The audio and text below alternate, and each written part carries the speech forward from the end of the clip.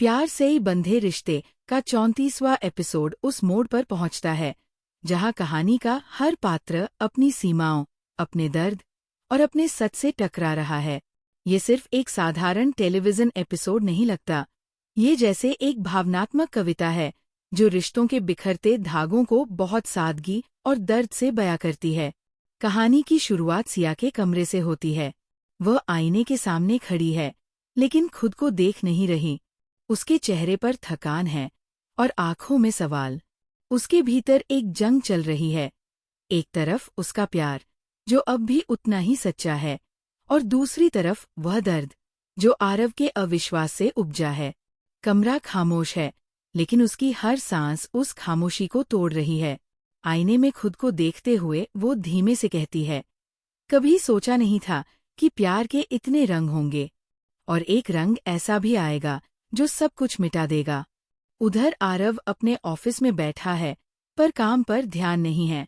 उसकी आंखें एकदम खाली है और सामने रखे लैपटॉप की स्क्रीन पर वही पुरानी तस्वीर दिख रही है, आरव और सिया के साथ मुस्कुराती हुई तस्वीर। वो उसे बंद कर देता है, लेकिन मन में चलती यादों को कैसे बंद करे? उसका चेहरा भावहीन है, पर भीतर गिल्ट का तूफान उठ रहा है।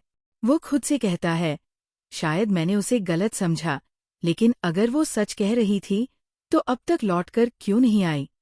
ये लाइन उसके दिल की उलझन को पूरी तरह बयां करती है। इस बीच सिया की दोस्त मेहर उसके पास आती है। वो उसे समझाने की कोशिश करती है कि चीजों को इतना दूर नहीं जाने देना चाहिए, लेकिन सिया का जवाब बहुत शांत होता है। जब किसी को तुम्हारे सच से ज्यादा अपने शक पर भरोसा हो, तो फिर समझाने का क्या फायदा? इस संवाद में श्रद्धा की परफॉर्मेंस गहराई से झलकती है। कोई ऊंची आवाज नहीं, कोई नाटकीयता नहीं, बस एक थकी हुई सच्चाई। दूसरी तरफ आरव की माँ का रोल इस एपिसोड में और अहम हो जाता है।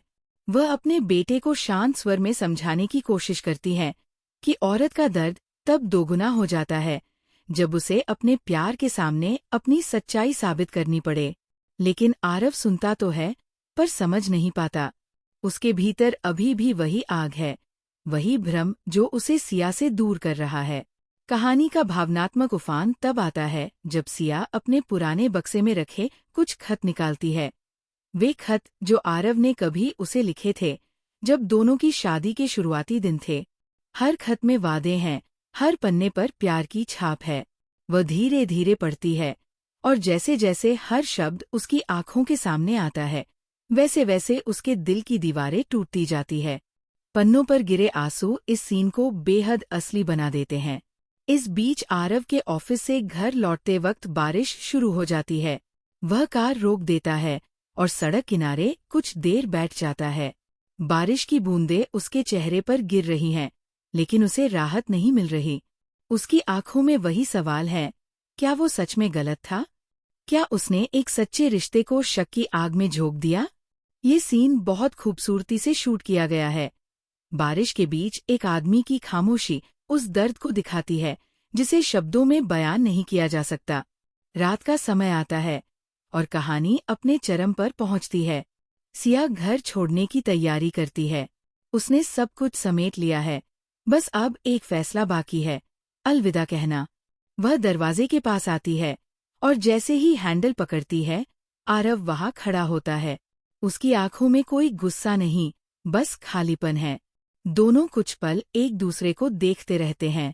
ये वो पल है जहां वक्त जैसे ठहर गया हो। सिया धीरे से कहती है, प्यार से बंधे रिश्ते टूटते नहीं, बस एक दिन बोलना बंद कर देते हैं। आरव की आंखें नम हो जाती हैं, लेकिन उसके होंठ कुछ नहीं कहते।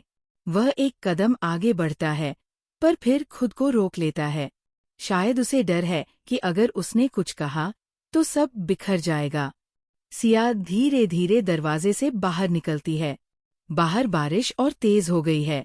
उसका चेहरा गीला है, पर यह कहना मुश्किल है कि वो बारिश से है या आंसुओं से।